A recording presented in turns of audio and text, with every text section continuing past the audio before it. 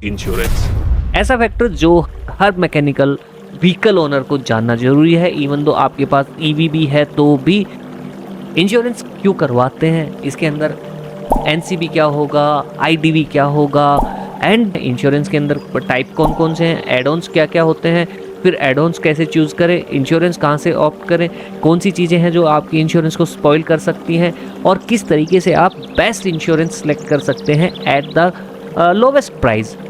And वो सारी dark चीज़ें जो कोई नहीं बताएगा वो आपको इस वीडियो में पता चलेगी।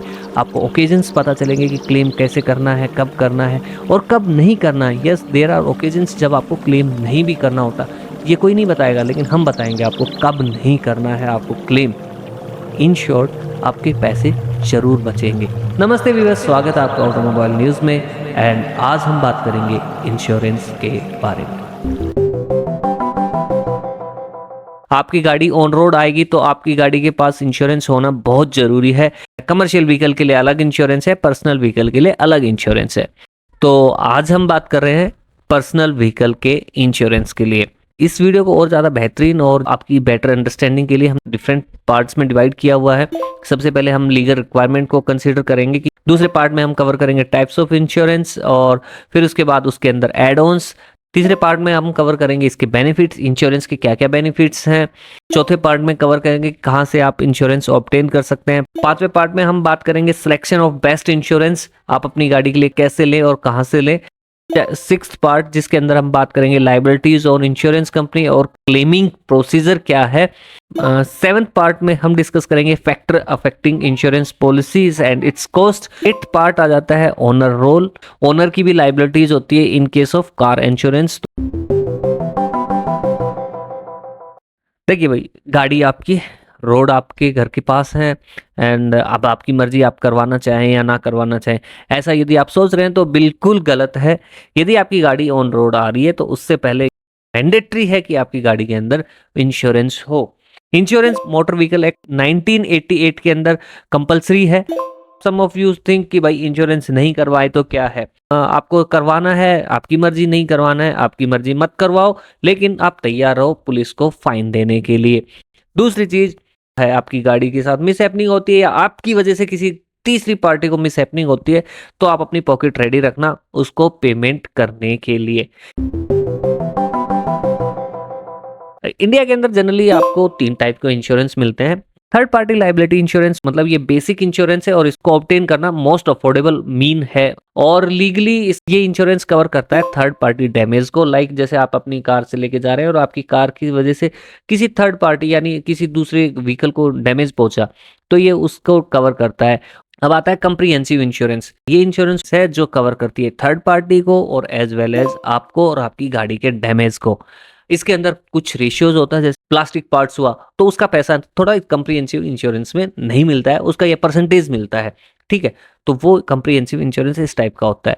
अभी कंप्रीहेंसिव इंश्योरेंस के साथ पर्सनल एक्सीडेंट कवर्स आजकल ये ऑप्शनल कर रखा है, आप ले सकते हैं और ज़्यादा महंगा भी नहीं होता। आपकी गाड़ी एक्सपेंसिव है और नई गाड़ी है तो मैक्सिमम लोग आपको सजेस्ट करते हैं कि जीरो डेप इंश्योरेंस ले लो।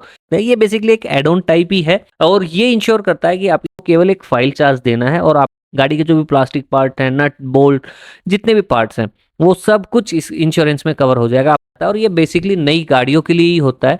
आई थिंक 5 इयर्स के बाद ये आपको नहीं मिलता है। इसके अंदर भी एक क्लोज आता है, तो कई बार आपको अनलिमिटेड क्लेम का ऑप्शन मिलता है और कई बार लिमिटेड नंबर्स दिए जाते हैं। लिमिटेड 2 नंबर्स ऑफ क्लेम आप पूरे साल में कर सकते हो जीरो डेप्रिसिएशन कवर के साथ, या फिर 3 कर सकते हो। इस टाइप से इंश्योरेंस कंपनियां आपको ऑफर करती हैं। तो नए व्हीकल के साथ आप जाते हैं तो बंडल पॉलिसी के नाम पर आपको 3 या 5 साल के लिए इंश्योरेंस मिल जाता है। अब बंडल पॉलिसी क्या बनाई है कंपनियों ने, इसके अंदर 3 साल तक या 5 साल तक जो भी आप टेन्योर लेंगे उसमें आपका कंपलसरी है थर्ड पार्टी इंश्योरेंस 3 साल तक का करके देंगे, एंड 1 साल का जीरो डेप या कंप्रीहेंसिव इंश्योरेंस वो करके देंगे। एड ऑन्स, जैसे जीरो डेप्रिसिएशन कवर एक एड ऑन है, इस टाइप से आपको और डिफरेंट डिफरेंट टाइप के एड ऑन्स मिल जाते हैं। जो मेजरली जो पॉपुलर एड ऑन्स है वो हैं आप इंजन प्रोटेक्शन कवर है, ये इंजन से रिलेटेड कोई भी डैमेज होगा ये उसको बियर कर लेगा। की रिप्लेसमेंट कवर, इन केस की खो जाती है या चोरी हो जाती है तो की रिप्लेसमेंट कवर जो है इसको हेल्प करेगा कवर करने के लिए। फिर उसके बाद आता है डेली अलाउंस बेनिफिट। यदि इन केस आपकी गाड़ी डैमेज है और वर्कशॉप में खड़ी है, यदि आपने एड ऑन डाला हुआ है, तो आपको इंश्योरेंस कंपनी डेली बेसिस पे कुछ अलाउंस देगी या अल्टरनेट ट्रांसपोर्ट देगी आपको डे टू डे कम्यूट करने के लिए। ये एक एड ऑन है। RSA रोड साइड असिस्टेंस, यदि आपकी गाड़ी का फ्यूल खत्म हो गया, गाड़ी ब्रेक डाउन हो जाती है और आपने RSA इंश्योरेंस में एड ऑन लिया हुआ है, तो आपकी गाड़ी का इमरजेंसी में टोइंग भी कर सकते हैं। फ्लैट टायर हो गया तो टायर भी चेंज होगा, फ्यूल डिलीवरी भी हो जाएगी। रिटर्न टू इनवॉइस, यदि गाड़ी का टोटल लॉस होता है तो जो आपका इनवॉइस अमाउंट है वही आपको यहाँ पर मिलेगी। तो ये कुछ एड ऑन्स है, थोड़ा सा पैसा एक्स्ट्रा देके आप सिलेक्ट कर सकते हैं एंड आपको पीस ऑफ माइंड मिलेगा for entire insured period. Market के अंदर जो एब्रीविएशन चल रही हैं पहले हम उनको भी जान लेते हैं। OD जैसे on damage, TP third party को बोलते हैं, NCB नो क्लेम बोनस जो कि आपको हर ईयर एड ऑन होता रहता है एंड मैक्सिमम 50% तक आप इसको सिलेक्ट कर सकते हैं या 50% इसकी मैक्सिमम रीच है। RSA जैसा मैं अभी बोल रहा था, रोड साइड असिस्टेंस। IDV ये है इंश्योर्ड डिक्लेयर्ड वैल्यू। यदि आप गाड़ी की इंश्योर्ड डिक्लेयर्ड वैल्यू ज्यादा लगवा रहे हैं तो आपका जो प्रीमियम है वो ज्यादा आएगा। देखिए भाई, इंश्योरेंस का मेजर बेनिफिट है आपको फाइनेंशियली प्रोटेक्ट करना। आई मीन इंश्योरेंस यदि है तो आपको अपनी पॉकेट से कुछ नहीं देना। जो आपने इंश्योरेंस का प्रीमियम दिया हुआ है तो सारा जो डैमेज है इंश्योरेंस कंपनी ले लेगी। दूसरा, आपका थर्ड पार्टी कुछ डैमेज होता है तो उसको भी कवर कर लेता है। आपने पर्सनल एक्सीडेंट कवर ऑब्टेन किया हुआ है तो आपका भी मेडिकल एक्सपेंसेस है उसको भी कवर कर लिया जाता है। और सारे बेनिफिट्स डिपेंड करते हैं कि आप किस टाइप का इंश्योरेंस ले रहे हैं। मेजरली जो है इंश्योरेंस लेने का फायदा यही है कि आपको फाइनेंशियली प्रोटेक्शन मिल जाती है। दूसरा, जो चालान वालान है वो भी नहीं कटेंगे। इंडिया के अंदर इंश्योरेंस ऑब्टेन करने के बहुत सारे ऑप्शंस हैं। ऑफलाइन मोड भी है, ऑनलाइन मोड भी है, आपको ब्रोकर्स मोड भी मिल जाएगा और आप डायरेक्टली कंपनी से भी प्रोक्योर कर सकते हैं insurance policies. In offline mode में आपका कोई अच्छा रिलेशन में है और अच्छा आपको ऑफर मिल रहा है तो you can obtain via that only. और एल्स आपके पास ऑनलाइन ऑप्शन है। ऑनलाइन ऑप्शन में there are an number of platforms जो आपको एक ही प्लेटफॉर्म पर सारी इंश्योरेंस कंपनियों की कोटेशन मिल जाती है विद एड-ऑन्स, तो आप वहां पर जाके कंपैरिजन कर सकते हैं। और जो भी एड-ऑन्स हैं, जब आप इंश्योरेंस चेकआउट कर रहे हैं तभी आप अपने एड-ऑन्स डाल सकते हैं। एंड इंश्योरेंस आपने अभी प्रीमियम पे किया तो विद इन 24 आवर्स आप उसके अंदर कोई अमेंडमेंट करवाना है, लाइक उसके अंदर व्हीकल का अमेंडमेंट करवाना है, अपना एड्रेस अमेंडमेंट करवाना है, एड-ऑन्स एडिशन और डिलीशन भी करवा सकते हैं विद इन 24 आवर्स।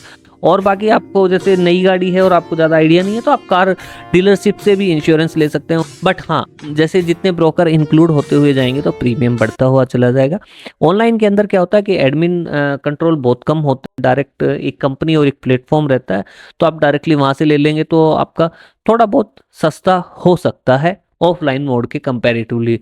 और ऑनलाइन मोड में आपको कंपैरिजन करना आसान है, तो आई प्रीफर कि आप ऑनलाइन एक बार कंपैरिजन करें। अफोर्डेबल इंश्योरेंस मिल सकता है बेटर फैसिलिटीज के साथ।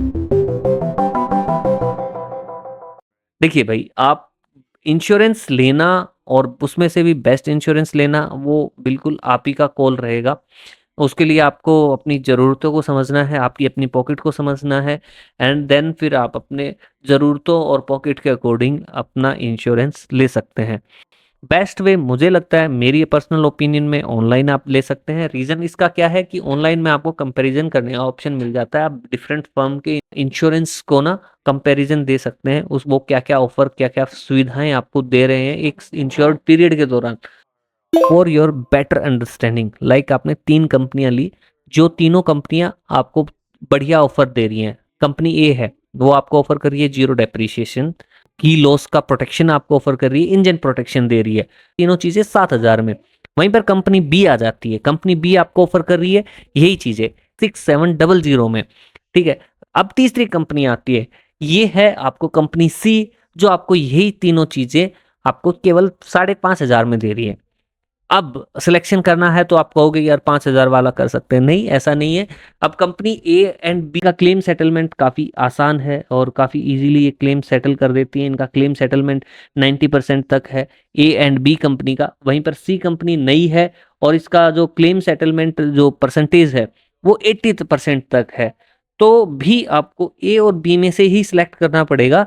सी को आप नेग्लेक्ट करें तो ज़्यादा बेटर है। हाँ, ये कम प्राइस पर आपको, कम प्रीमियम पर आपको इंश्योरेंस दे रहा है, बट सी आपको अश्योरिटी कम दे रहा है कि उसका क्लेम सेटलमेंट कितना फास्ट है और उसके सर्वेयर कितना टाइम लेते हैं। तो ये सब चीज़ भी आपको ड्यूरिंग ऑब्टेनिंग इंश्योरेंस ये सब चीज़ चेक करनी है। कैशलेस क्लेम सेटलमेंट किसका फास्ट है। आजकल तो ऑन स्पॉट विद फोटोग्राफ यदि आप अपलोड करते हैं इंश्योरेंस कंपनी की साइट पर तो वो 50,000 तक का डैमेज आपको फोटोग्राफी से ही दे देते हैं, आपको उनका सर्वेयर भी नहीं आता है। आप भी उस टाइप की चीज़ों को सिलेक्ट करें जो जिसका क्लेम सेटलमेंट ज़्यादा ईजी हो। हमेशा सस्ता बेहतर नहीं होता है, ये आप चीज़ जान लीजिए। आपका प्रीमियम भले ही थोड़ा-सा कॉस्टलियर साइड हो बट क्लेम सेटलमेंट करने में ज़्यादा दिक्कत ना हो। आज आपने अभी प्रीमियम पे किया इंश्योरेंस के लिए, राइट? तो इंश्योरेंस कंपनी अपना प्रपोज़ल आपको देगी कि वो आपके क्या-क्या चीज़ें वो कवर कर रही है। आपने जितने ऐड ऑन्स दिए उसमें वो क्या-क्या कवर कर रहे हैं और उसके अंदर वो पूरी टर्म्स एंड कंडीशन आप बारीकी से पढ़ सकते हैं। वो उनका प्रपोज़ल पूरा आ जाएगा आपके पास प्रीमियम के बाद। पढ़िए और समझिए एंड विदिन 24 आवर्स आप उसको अमेंड भी करवा सकते हैं या उसमें आपको कोई चेंजेज़ चाहिए तो आप वो कर सकते हैं।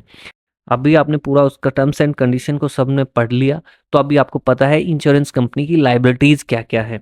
लाइक आपने ज़ीरो डेप्रिसिएशन ऑप्ट किया है, आरएसए ऑप्ट किया है, तो कंपनी आपको आरएसए भी देगी। इंजन प्रोटेक्शन दिया है, तो आपको कंपनी इंजन प्रोटेक्शन भी देगी। तो ये सारी चीज़ें कंपनी इंश्योरेंस कंपनी की लायबिलिटीज़ है। अभी आते हैं क्लेमिंग प्रोसीजर। जैसे ही आपकी गाड़ी में कोई डैमेज होता है, तो विदिन 24 आवर्स और एज़ सून एज़ पॉसिबल आप इंश्योरेंस कंपनी को नोटिफ़ाई करना होगा कि आपकी गाड़ी के अंदर डैमेज हुआ है और डैमेज के अंदर क्या-क्या हुआ है एक्चुअल में। मोस्ट प्रोबेबली वो फ़ोटो भी माँगेंगे तो आपको फ़ोटो प्रोवाइड करना है। In case third party involve है तो थर्ड पार्टी का भी डिटेल्स आपको देना है। एफआईआर वगैरह भी हुई है तो वो भी आपको इंश्योरेंस कंपनी को प्रोवाइड करनी पड़ेगी। आप नोटिफाई कर दीजिए। फिर उसके बाद स्टेप 2 आता है, कंपनी का सर्वेयर आएगा, आपकी गाड़ी का इंस्पेक्शन करेगा, थर्ड पार्टी इन्वॉल्व है तो उसका भी इंस्पेक्शन करेगा एंड देन वो एक समराइज रिपोर्ट बनाएगा आपकी गाड़ी की रिपेयर।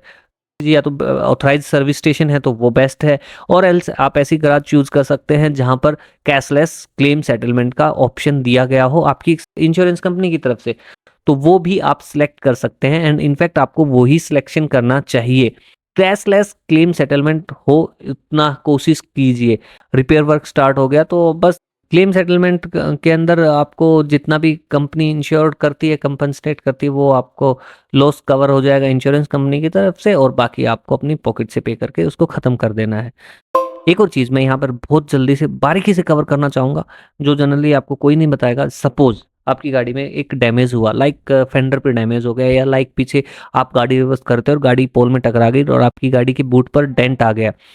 अब आप सोचेंगे कि यार ये इंश्योरेंस में कवर करवा लेता हूँ, बट मैं यहाँ पर आपको सजेस्ट करूँगा यदि आपका डैमेज ज़्यादा नहीं है, लाइक आई मीन 5,000 से 7,000 तक का डैमेज नहीं है, तो आप इंश्योरेंस क्लेम ना ले तब तक ज़्यादा बेस्ट रहेगा।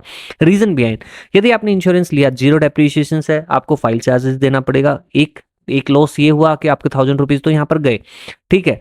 दूसरा लॉस, अभी यदि आपकी गाड़ी के अंदर माइनर डैमेज है आपने और कंपनी इंश्योरेंस क्लेम कर लिया तो आपका उस साल का एनसीबी चला जाएगा। एनसीबी क्या होता है? नो क्लेम बोनस, जो अकॉर्डिंगली जमा होता रहता है। लाइक फर्स्ट ईयर 5% हो गया, तो फिर सेकंड ईयर में 10% हुआ, थर्ड ईयर 25% हुआ।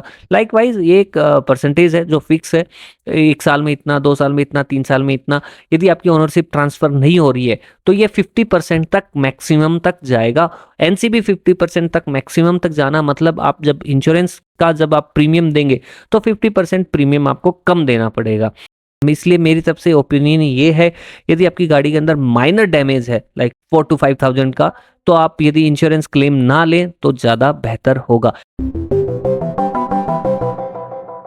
आपके इंश्योरेंस पॉलिसी का जो प्रीमियम है, जो आप पे करते हैं एवरी ईयर, उसकी प्रीमियम अमाउंट या जो आपका पेमेंट है, वो किस-किस फैक्टर पर वेरी करेगा? उसके लिए बहुत सारे फैक्टर्स हैं। एज ऑफ व्हीकल, दूसरा ड्राइवर की एज और ड्राइवर के एक्सपीरियंस के हिसाब से भी प्रीमियम ज़्यादा वेरी करता है। जब भी आप क्लेम करते हैं, आपको डॉक्यूमेंट देते हो तो आपका डीएल लगता है। तो यदि आपका डीएल बार-बार एक्सीडेंट केसेस में लग रहा है तो भी आपकी गाड़ी के लिए प्रीमियम यदि आप दोबारा लेंगे तो हो सकता है आपको प्रीमियम पे करना पड़े ज़्यादा। एरिया का भी काफ़ी इम्पैक्ट होता है। रूरल और अर्बन एरिया के हिसाब से भी इंश्योरेंस का प्रीमियम वेरी करेगा। कार के मॉडल और मेक के हिसाब से भी प्रीमियम वेरी करेगा। एज के हिसाब से भी वेरी करेगा। आईडीवी सिलेक्शन आपके हाथ में है। यदि आप अपनी गाड़ी का इंश्योर्ड डिक्लेयर्ड वैल्यू ज़्यादा रखते हैं तो भी आपका प्रीमियम थोड़ा सा ज़्यादा हो जाएगा। फिर आता है नो क्लेम बोनस, जिसकी हम लास्ट पार्ट में बात कर रहे थे। यदि आप इंश्योर्ड पीरियड में आप क्लेम करते हैं तो आपका नो क्लेम बोनस आपको नहीं मिलेगा, और एल्स आपको नो क्लेम बोनस मिलता है। आप 50% तक नो क्लेम बोनस को ले जा सकते हैं, और यदि आपका ये 50% तक चला गया है, मैक्सिमम है 50%, तो आपका प्रीमियम कम पे करना पड़ेगा कंपेरेटिवली, यदि आपका नो क्लेम बोनस 50% से कम है या बिल्कुल नहीं है उससे, यदि आप कंपेयर करते हैं तो ये आपको अक्यूमुलेटिव डिस्काउंट्स मिलते रहते हैं। फिर आपके एड ऑन्स कितने सेलेक्ट करते हैं वो भी आपके प्रीमियम को इफेक्ट करते हैं। और लॉन्ग टर्म पॉलिसी लेते हैं तो आपको कई बार डिस्काउंट्स भी मिल जाते हैं। एंड दूसरा आपके डिपेंड करता है आप कौन सी कंपनी से इंश्योरेंस लेते हैं। तो प्रीमियम वेरी करने के बहुत सारे फैक्टर्स हैं। अभी ऐसा नहीं है कि जब आपने एक पीरियड के लिए अपनी गाड़ी को इंश्योर करवा लिया तो सारी लाइबिलिटीज और सब कुछ इंश्योरेंस कंपनी का है। नहीं, ओनर की तरफ भी लाइबिलिटीज दी है इंश्योरेंस कंपनी ने, और ये स्टैंडर्ड है। यदि ओनर इन लाइबिलिटीज को पूरा करता हुआ नजर नहीं आता तो आपका क्लेम भी डिक्लाइन हो जाएगा। लाइबिलिटीज हैं वो है, आप एक तो वैलिड डीएल के साथ गाड़ी चलाएं। गाड़ी को आप जिस पर्पज से ये गाड़ी बनी है, लाइक आप पर्सनल यूज की कार ले रखी है तो पर्सनल यूज में ही रखें, उसको कमर्शियल यूज ना रखें, रैली रेसिंग वगैरह में आप यूज ना करें। यदि आप इन सब चीज़ों को फॉलो नहीं कर रहे हैं तो चांसेस हैं कि आपका क्लेम डिक्लाइन हो जाएगा। बाकी ट्रैफिक रूल वायलेशन यदि आप कर रहे हैं और आपकी गाड़ी ट्रैफिक रूल वायलेशन में बार बार पकड़ी जा रही है, over speeding, drunk driving, jumping red lights और ये सब चीज़ें जो आप करते हैं, आपकी पॉलिसी भी कैंसिल हो सकती है। आपको हो सकता है क्लेम भी ना मिले यदि आपकी गाड़ी के साथ ट्रैफिक वायलेशन वाला टैग अटैच है। तो अभी भी ये सब चीज़ें ओवर नहीं हुई हैं, कुछ चीज़ें और हैं। जैसे कि आपकी पेट्रोल वाली कार है एंड आपने कल उसके अंदर सीएनजी लगवा लिया, आपका इंश्योरेंस प्रीमियम आपने पहले दे दिया और उसके बाद आपने सीएनजी लगवा लिया, तो सीएनजी लगवाने के बाद आपकी गाड़ी का कुछ एक्सीडेंट होता है तो देर आर मैनी चांसेस कि आपके क्लेम टर्न डाउन हो जाए, क्योंकि आपने सीएनजी इंस्टॉल करवाया है और वो आपने इंश्योरेंस कंपनी को इंटीमेशन नहीं दिया है। इसके अलावा जो जो मेजर चीज़ें हैं, मेजर अपग्रेड्स हैं, पेंट चेंज करवाना, इलेक्ट्रिक कंपोनेंट चेंज करवाना, ये सब चीज़ मॉडिफिकेशन हो रही हैं गाड़ी के अंदर, और आप यदि इंश्योरेंस कंपनी को नहीं बताते हैं फिर उसके बाद आप क्लेम की तरफ जाएंगे तो आपके चांसेस हैं कि आपका क्लेम रद्द हो जाए। और इन सब के अलावा यदि आपका insured period for example March 24 to 25 है एंड इन अक्टूबर 24 आप अपनी गाड़ी को सेल कर रहे हैं, ओनरशिप ट्रांसफर हो गई, ओनरशिप आपकी आरसी में ट्रांसफर हो गई है, लेकिन इंश्योरेंस कंपनी के पास ओनरशिप ट्रांसफर नहीं हुई है और नया ओनर कोई क्लेम कर रहा है तो भी वो क्लेम कैंसिल होगा। इंश्योरेंस कंपनी के डाटाबेस में अभी तक ओनरशिप ट्रांसफर नहीं हुई है। तो जब भी आप सेकेंड हैंड गाड़ी लें, रजिस्ट्रेशन सर्टिफिकेट आपने जैसे ही ट्रांसफर करवाया उतनी ही जल्दी आप इंश्योरेंस में भी अपना ओनरशिप ट्रांसफर करवा सकते हैं। तो ये थी वीडियो एंटायरली इंश्योरेंस और उसके पीछे जो टर्म्स एंड कंडीशंस है। आई होप आपको इन्फॉर्मेशन अच्छी लगी होगी और काफ़ी वैल्यूएबल भी रही होगी आपके लिए। तो इसी के साथ मिलते हैं आपसे अगली वीडियो में। तब तक आप टू व्हीलर चलाए तो हेलमेट का प्रयोग और फोर व्हीलर चलाए तो सीट बेल्ट का प्रयोग करना ना भूलें। Thanks for watching this video, see you very soon with another one. Take care, bye, जय हिंद।